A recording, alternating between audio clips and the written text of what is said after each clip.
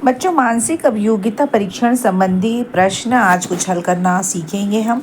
तो बच्चों, हम जानते हैं कि पहले कभी भी कोई प्रश्न हल करने के पहले आपको ऊपर जो निर्देश दिए गए हैं वो बहुत ही ध्यान से पढ़ने होते हैं। और यहाँ पे निर्देश कुछ इस प्रकार से है।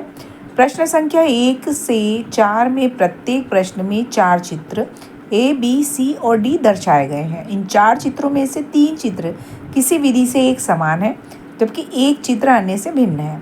अन्य से भिन्न चित्र का चयन करें। अपने उत्तर को दर्शाने के लिए OMR उत्तर पत्रिका में प्रश्न के संगत संख्या के सामने वाले वृत्त को काला करें। तो बच्चों, यहाँ पे कहा गया कि आपके पास में A, B, C और D 4 चित्र दिए गए हैं और इनमें से 3 चित्र समान है और एक क्या है, अलग है। तो हम बच्चों तुलना करते हैं। तो हम देखते हैं पहले वाले चित्र में एक बड़ा सर्कल है, उसके ऊपर एक छोटा सर्कल है और उसके ऊपर एक इस तरह से निशान लगा है ना, बड़ा सर्कल, छोटा सर्कल और निशान। जब अगले में हम जा रहे हैं तो बच्चों हम देखते हैं कि बड़ा सर्कल है, उसके ऊपर छोटा सर्कल तो है, लेकिन जो निशान ये ऊपर को दिख रहा था वो यहाँ ना होकर के यहाँ पे है। तो यहीं पे पता चल जा रहा है बच्चों की जो आंसर आपका होगा वो बी होगा। आप चाहे तो सी में एक बार जाके कंफर्म करते हैं कि यहाँ पे भी आप देख सकते हैं कि बड़ा सर्कल है, उसके से बिल्कुल जो है वो लगा हुआ छोटा सर्कल है और इस छोटे सर्कल के ऊपर जो है वो इस तरह का एक कर्व बना हुआ है और डी में भी बिल्कुल ऐसा ही। तो बच्चों आपका आंसर आएगा। अब आगे बढ़ते हैं बच्चों और देखते हैं हम कि इनमें से कौन सी आकृति जो बिल्कुल अलग है। अब आकृति ए को जब आप देखते हैं बच्चों तो ये 1 और 2 लाइन से मिलके बनी हुई आकृति है, ठीक है। और इसमें कोई भी रेखा जो है वो आप देख रहे हैं विभाजित नहीं हो रही है। जब हम यहाँ पहुँचते हैं तो देखते हैं ये दोनों रेखाएं एक दूसरे को विभाजित कर रही है। यहाँ पे भी ये दोनों रेखाएं एक दूसरे को विभाजित कर रही हैं। अब यहाँ पे बच्चों देख रहे हैं ये विभाजित तो नहीं कर रही है, लेकिन हम ये देख सकते हैं कि जो दोनों रेखाएं हैं वो आपस में एक दूसरे को क्या कर रही है, टच नहीं कर रही हैं।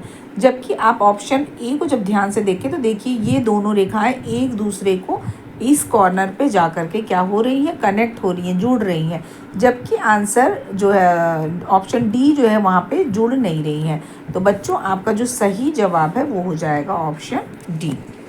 अब नेक्स्ट क्वेश्चन, यहाँ पे बच्चों आपको देखिए ABCD में जो आकृतियाँ दी गई हैं वो बिल्कुल देखने से यहाँ पर पता चल रहा है आपको। देखिए B, C और D बिल्कुल एक सी आकृतियाँ हैं, है ना।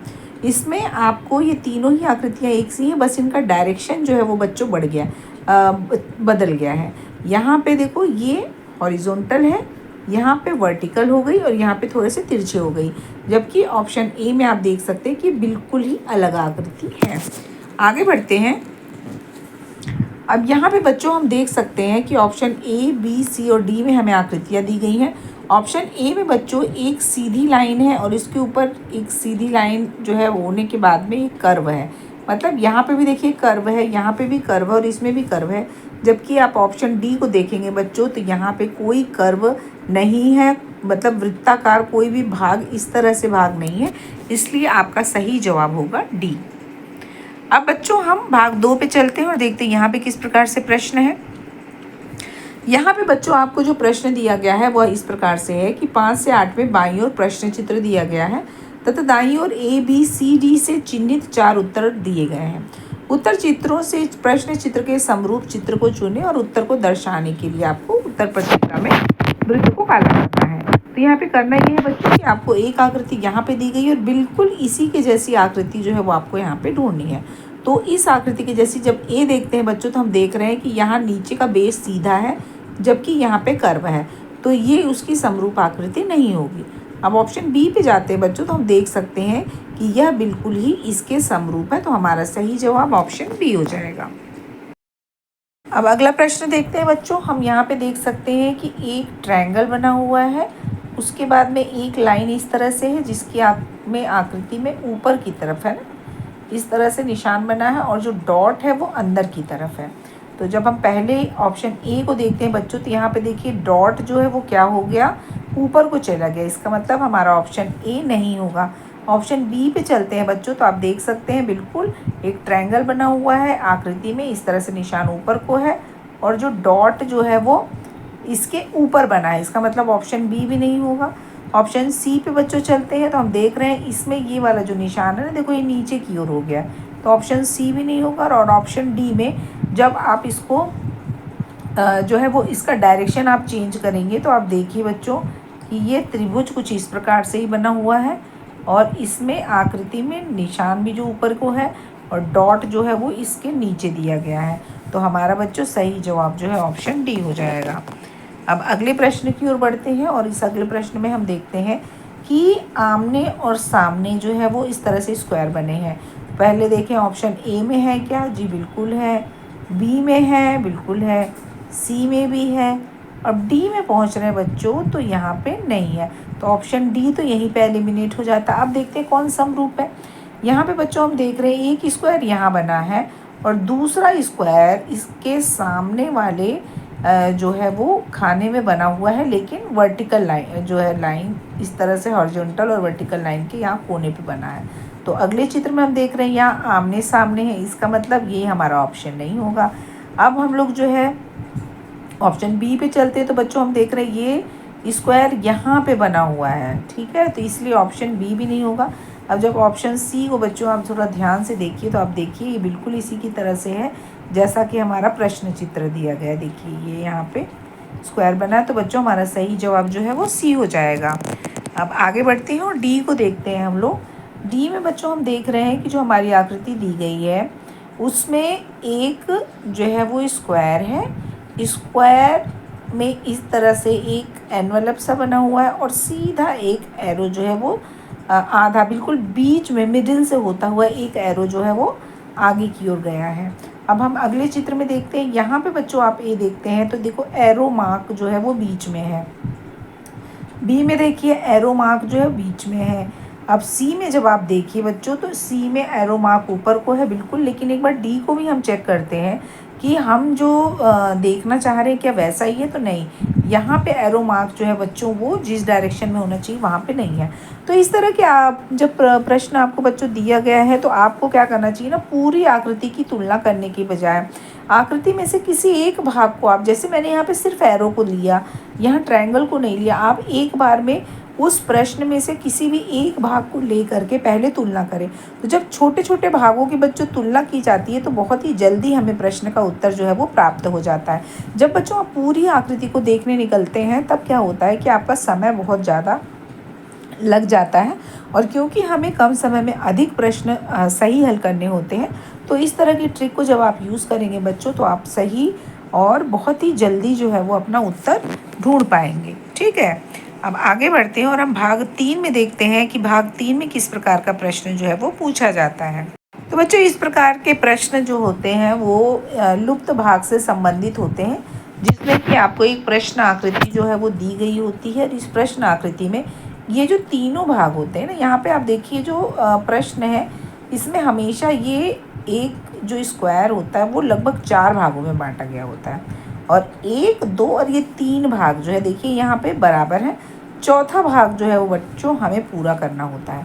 तो इसका जो पैटर्न होता है उस पैटर्न को देखते हुए ही पूरा करते हैं, और आप कोशिश ये करना कि जो आपकी आकृति दी गई हो ना उस आकृति को ही आप पूरा करेंगे तो आपको सही आकृति पता चल जाएगी। अब बच्चों अगले प्रश्न की तरफ बढ़ते हैं और देखते हैं कि यहाँ पर ये जो लुप्त आकृति है यहाँ पर क्या आंसर आना चाहिए। और इस भाग को जब हम पूरा करते हैं बच्चों तो हम देख रहे हैं कि सबसे पहले यदि हम एक स्क्वायर बनाएं और इसको 4 भागों में बांटें तो ये जो ब्लैक वाला हिस्सा है बच्चों ये बिल्कुल बीच में आना चाहिए। और इसकी तुलना यदि हम करते हैं तो देखते हैं कि ऑप्शन ए में तो आ रहा है, ऑप्शन बी में बच्चों नहीं आ रहा है, ठीक है, और ऑप्शन सी में और डी में भी आ रहा है। अब थोड़ी सी और तुलना करते हैं और हम देखेंगे बहुत ही अच्छे तरह से, तो हम देख सकते हैं बच्चों कि बीच के भाग के अलावा ये जो ब्लैक वाला हिस्सा था इसके चारों तरफ एक इस तरह का सर्कल बनना चाहिए। तो ये सर्कल जब हम देख रहे हैं कि ऑप्शन ए में बन रहा है, ऑप्शन सी और डी में बच्चों देखो नहीं बन रहा है यहाँ पे, है ना, इस तरह से जो स्क्वायर एक कंप्लीट होना चाहिए ना वो नहीं बन रहा है। तो ऑप्शन डी भी आपका जो है वो आंसर नहीं होगा। अब ऑप्शन ए और सी में देखते हैं तो बच्चों हम देख पा रहे हैं कि यदि ये कंप्लीट करें हम इस जो है चित्र को तो एक स्क्वायर यहाँ पे कंप्लीट होगा, एक यहाँ पे कंप्लीट होगा, और फिर ये लाइन जो है वो इस तरह से आनी है। ठीक है, तो जब हम ए और सी की तुलना करते हैं बच्चों, तो हम देख पा रहे हैं कि ऑप्शन ए में एक ये स्क्वायर एक्स्ट्रा दे दिया गया है, तो हमारा सही जवाब सी हो जाएगा। अब अगले प्रश्न की ओर बढ़ते हैं। तो हम देखते हैं बच्चों कि ये लुप्त भाग पूरा करने के लिए एक तो यहाँ पे इस तरह से एक बॉक्स होगा, और हम देख रहे हैं कि इनका एरो का जो डायरेक्शन है वो कैसा है, बिल्कुल अपोजिट है। इसका मतलब ये डायरेक्शन कुछ इस प्रकार से आना चाहिए। तो जब हम तुलना करते हैं तो ऑप्शन ए जो है वो बच्चों नहीं होगा, ऑप्शन बी भी नहीं होगा, ऑप्शन सी हमारा सही जवाब होगा। ठीक है, ऑप्शन डी भी नहीं होगा। बच्चों, इस प्रकार के प्रश्नों को हल करने के लिए हमें क्या करना होता है, जैसा कि आप जानते ही हैं। यहाँ पे देखिए जो 3 भाग हैं उनमें पैटर्न को आप समझिए, और जब आप इनके पैटर्न को समझ जाएंगे तो बहुत ही आसान हो जाता है बच्चों चौथे भाग को पता कर पाना। तो यहाँ पे हम देखते हैं कि यदि हम देख रहे हैं इस बीच के भाग की यदि हम तुलना करें इन तीनों की, तो आप देखिए यहाँ से हम देखते हैं प्लस है, ज़ीरो है, प्लस है, ज़ीरो है, प्लस है, ज़ीरो है। इसका मतलब बच्चों जो ये वाला भाग हमारा एक स्क्वायर यदि बड़े रूप में मैं इसे बताऊं, तो बच्चों आप देख रहे हैं कि प्लस और ज़ीरो के बाद मतलब ये वाला हिस्सा प्लस बनेगा और ये वाला हिस्सा क्या बनेगा, ज़ीरो बनेगा। अब पहले इतने ही भाग की हम अपने ऑप्शन में तुलना कर लेते हैं, और हम देखते हैं कि प्लस और ज़ीरो यहाँ पे तुलना करते हैं बच्चों। तो पहले ज़ीरो और प्लस है तो ऑप्शन ए नहीं होगा। ऑप्शन बी में चलते हैं प्लस और ज़ीरो, तो एक इसकी संभावना है। ऑप्शन सी में चलते हैं बच्चों, दोनों भाग प्लस है, ऑप्शन सी नहीं होगा। ऑप्शन डी में दोनों भाग ज़ीरो है, तो ऑप्शन डी भी नहीं होगा। तो बच्चों हम एलिमिनेशन मेथड को भी एक बहुत ही अच्छा तरीका होता है सही उत्तर तक पहुंचने का। तो हमें इसी से, क्योंकि अब ऑप्शन ए, ऑप्शन सी और ऑप्शन डी नहीं है, तो ऑब्वियसली हमारा सही आंसर जो है बच्चों ऑप्शन बी हो जाएगा। और आप चाहें तो एक बार और अच्छे से आप देख सकते हैं यहाँ पर कि यदि ऑप्शन बी को यहाँ पे आप फिट करते हैं बच्चों, तो आपको सही जवाब जो है वो प्राप्त हो जाएगा। देखिए यहाँ पे ऊपर यहाँ पे प्लस दिया गया है और यहाँ पे ज़ीरो दिया गया है, यहाँ पे प्लस दिया गया और यहाँ पे ज़ीरो दिया गया है। तो देखो पैटर्न कंप्लीट हो रहा है ना। यहाँ से आप यदि यहाँ से शुरू करो तो plus zero plus zero plus zero plus zero. ठीक है, अब हम ऊपर के यदि भाग, ऊपर वाले हम भाग की तुलना करें और वहाँ पे देखें तो ज़ीरो प्लस ज़ीरो प्लस, ठीक है, और इस तरफ उसका रिवर्स हो गया प्लस ज़ीरो, तो ऑब्वियसली प्लस और ज़ीरो हो जाएगा। तो इस तरह से बच्चों हमारा सही जवाब जो है वो बी होगा। अब आगे बढ़ते हैं। अगले प्रश्न में बच्चों हम देखते हैं, अब बीच के भाग जो है उसको ध्यान से आप देखेंगे तो आप देख पा रहे होंगे कि ये बॉक्स यदि कंप्लीट होगा तो डॉट डॉट है ऊपर, फिर प्लस प्लस आया है। इसका मतलब नीचे क्या आना चाहिए, नीचे डॉट आना चाहिए। यदि मैं इसे कंप्लीट करूं बच्चों तो यहाँ पे आप देखिए जो इसे दो भागों में बांटेंगे बच्चों, तो यहाँ पे प्लस आएगा और यहाँ पे क्या आएगा, डॉट आएगा।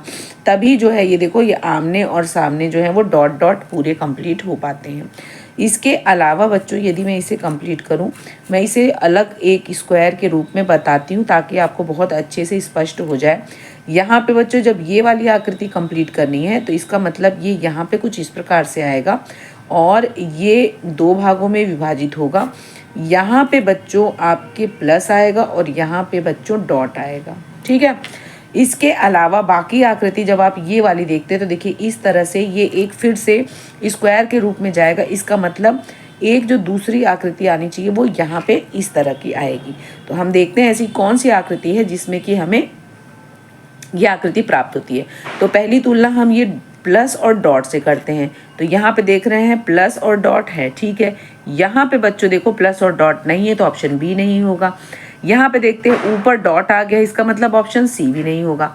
ऑप्शन डी में प्लस और डॉट आ रहा है, लेकिन अब देखिए कि इस प्रकार की लाइन किस में है। तो बच्चों आप ऑप्शन ए में जब आप देखते हैं तो देखिए यहाँ पे ये इस तरह की जो है वो आकृति बन रही है जो कि यहाँ पे किसी में भी आप देखिए नहीं है। तो ऑप्शन ए भी नहीं होगा। इस प्रकार से बच्चों हमारा जो सही जवाब है वो हमारा क्या हो जाएगा, हमारा सही जवाब जो है वो बच्चों हो जाएगा ऑप्शन डी।